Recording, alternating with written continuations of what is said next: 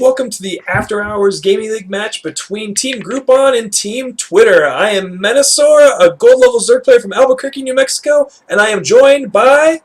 I'm an Immortal Kid, a gold level Protoss player, and a silver level Terran player from Albuquerque, New Mexico. OMG! So tonight we're only going to have one match. We're going to have the rest on Sunday. We're just doing this a little bit beforehand to cater to Twitter, who will unable to be available on Sunday. So let's go ahead and jump into the stats. Methodmissin is our first player up. He's a Zerg player from Team Groupon. He has a 66% win rate against Protoss this season and a 58% all-time. He's playing an Alterzim Altar today, Alterzim Stronghold, a very large map, and he has a 42% win rate on this map. twttrNvictus is a 60% win against Zerg this season, 56% all-time, and 53% on this map, which has a little bit distaste from the community because it's rather large. It breaks the mold in which we play StarCraft. So let's go ahead and jump into this game. Uh-oh, that didn't work out right, did it? I don't think it's going. Actually, there we go.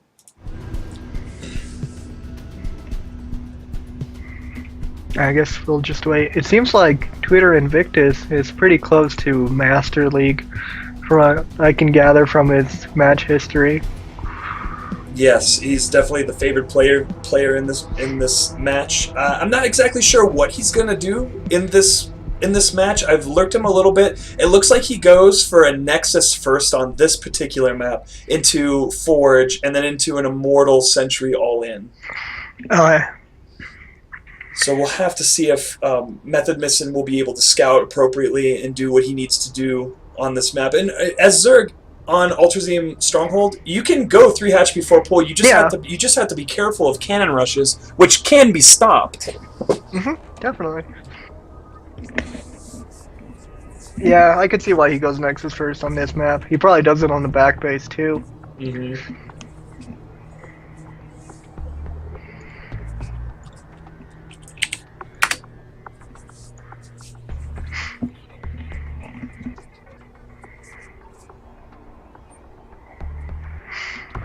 I guess we'll wait for twttrNvictus to tell us he's ready. Shout out to my boy Fat. It was great meeting you on Ladder and finding out that you actually work for Twitter and just don't have a team league that kind of seems like it. That is very funny. It was unintentional for sure, but the countdown is on. We're about to get into Alterzim Stronghold between Team Groupon and Team Twitter on the After Hours Gaming League, sponsored by Red Bull and Day 9 TV.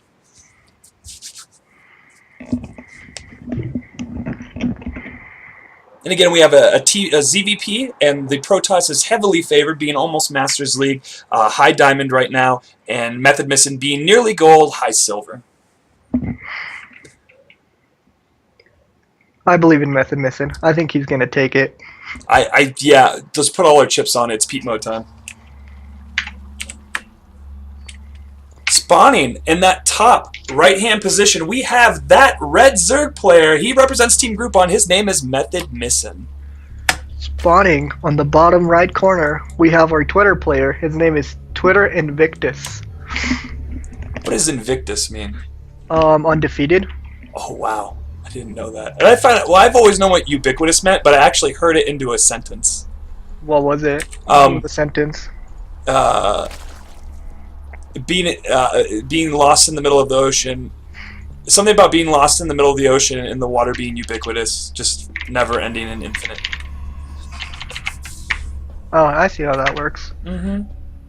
9 scout for our blue player. And it seems like they're both gonna send their scout in the correct position, or at least the Overlord is. And the probe is not gonna see the drone leaving, so Methodmissin isn't gonna be able to see that. And a 9 pylon scout on this map's really a good idea, and having the Zerg scout this early is actually really good. You need to find out where your opponent is rather quickly so you can get your overlords into position and find out exactly what the player is going to be going for. Is it going to be a 2-base aggression? Is it going to be a 1-base aggression? How soon? How long can this Zerg drone? Is what he wants to figure out. And we see the minerals getting pretty high for twttrNvictus. Seems like he is going to go ahead and do 50 Nexus. And twttrNvictus, he's scouting the back base, but he doesn't have his probe queued up to the front, so he might think this is going to be some sort of pressure. But there isn't a pull yet, and honestly, a 10 pull on this map won't necessarily do much good. And even a 6 pull wouldn't do much good on this map on a Protoss, because usually if you hit Protoss early enough and they're going to do something as greedy as a Nexus first, something like that could work, but definitely not in this map. The distance keeps it from being effective. Oh, okay. But this natural is coming down from, well, it looks like our Zerg player wants to get that 3rd hatchery. His money's staying low. Yeah. It seems like, well, I don't know if, let's see, if twttrNvictus, yeah, he has no idea about the base at the front, so maybe he thinks he's, like, delaying him a lot. He is going gateway first. This is different from what I've seen in his, lurking his match history. Well, he saw the pool, right? So, and he doesn't know about the hatch, so I would just, if I was in his position, I'd assume, like, the opponent is bad. And he's, like, pylon blocking him, too. That's okay. He'll have Lings out in just a few. He has a Queen making right now. He is keeping this probe alive and being really daring, walking it through the mineral line. Drones could easily pick it off, but our Protoss player is coming outside right now, and he will see this expansion right here.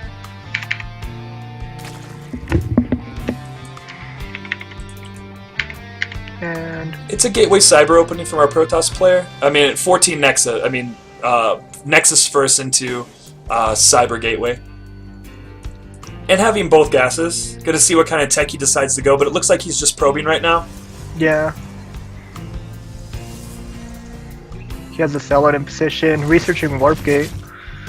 And it seems like Methodmissin isn't gonna kill that pylon. Does he remember? He knows, yeah, he knows about it. I think he's not really concerned right now. I mean, well, now he has Lings out, and then we'll take care of it, and he'll be able to take his 3rd uncontested. And this Protoss player hasn't really revealed what he's going to go just yet. Overlords are nearly in position, or well, there's one Overlord at the natural that definitely sees that the natural's been put down, but he needs to get his other Overlords down there so he can sack them into the main base and see what kind of tech he's going. And it seems like that killing that pylon supply blocked our Protoss player, but Methodmissin isn't taking its 3rd yet. We're seeing the Stalker and Zealot take out these Lings, alerting Methodmissin that these 2 units are coming to harass the natural, which probably won't get that much stuff done. There's enough Lings out here as well as a Queen. We'll be able to stop this. But he doesn't have speed yet. He doesn't have any gas. He hasn't taken any of his gases.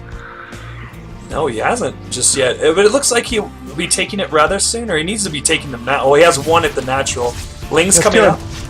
The natural. I think this Queen... Yeah, the Queen's not going to go down.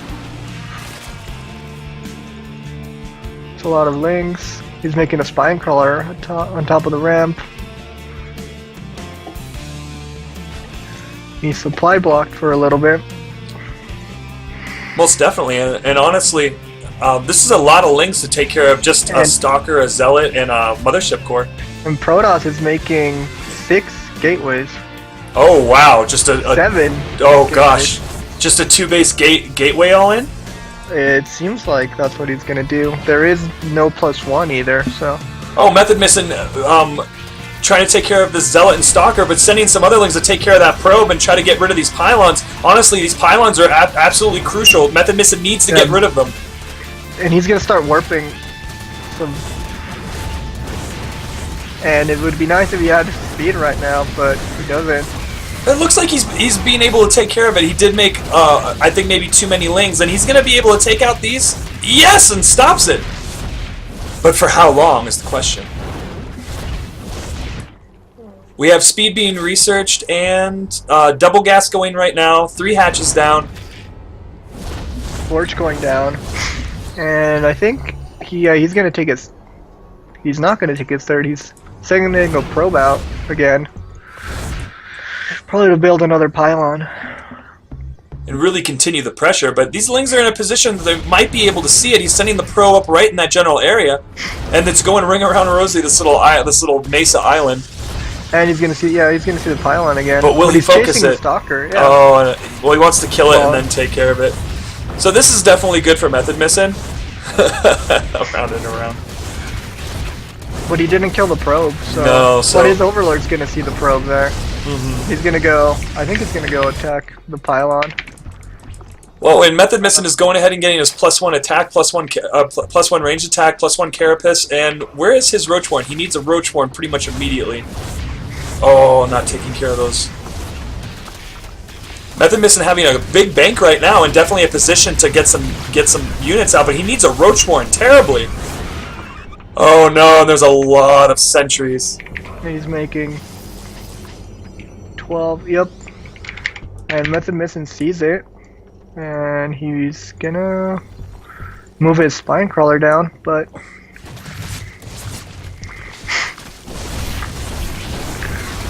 I mean, really, without a Roachborn, I don't think this is really gonna. I mean, he's gonna be able to defend it. He's gonna take so much damage right now. He may be able to save quite a few drones. I'm surprised that the Protoss player just didn't use a force field to block off the ramp to kill all the drones.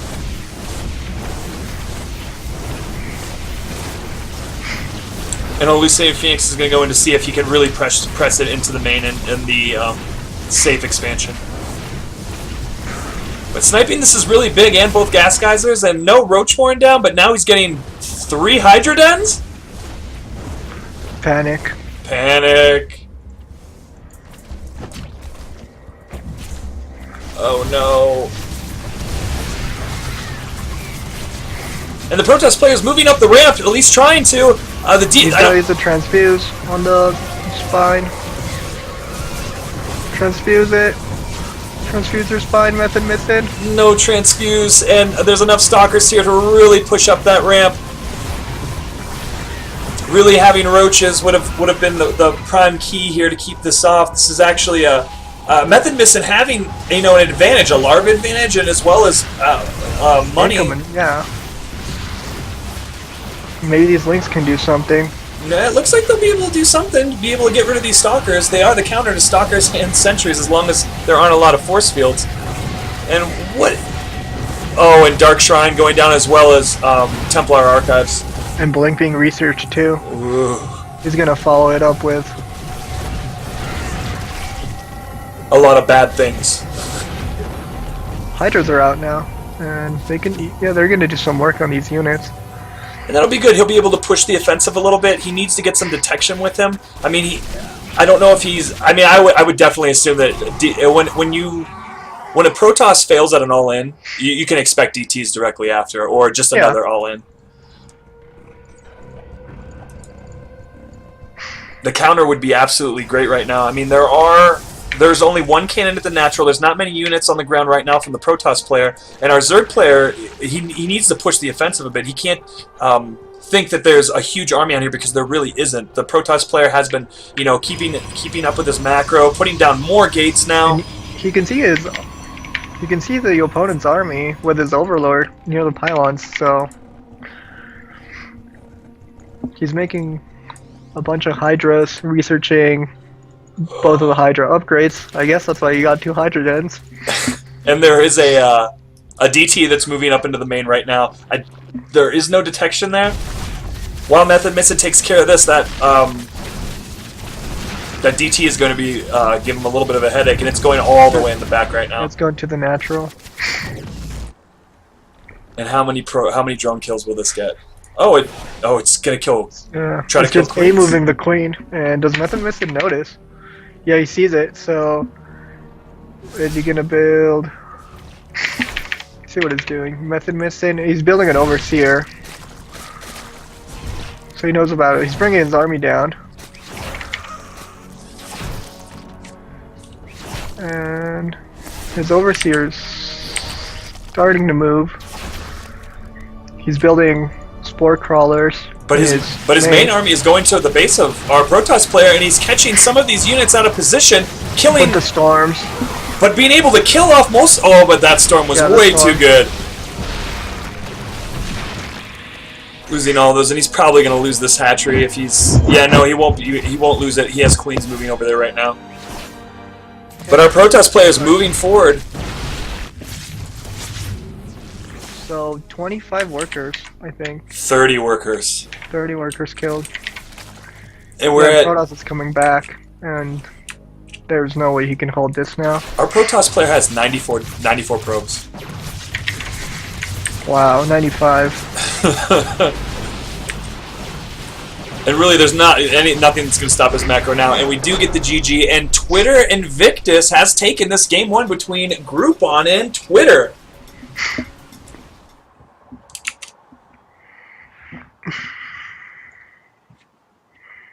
So, Immortal Kid, what do you think Methodmissin? What do you think his reaction should have been to that 2-base all-in, or how was his setup not as good as it could have been? I think he should have kept focusing on the pylons, because once those warpins actually managed to get in there, he knew the attack was coming, and he should have had the Roach Warren prepared.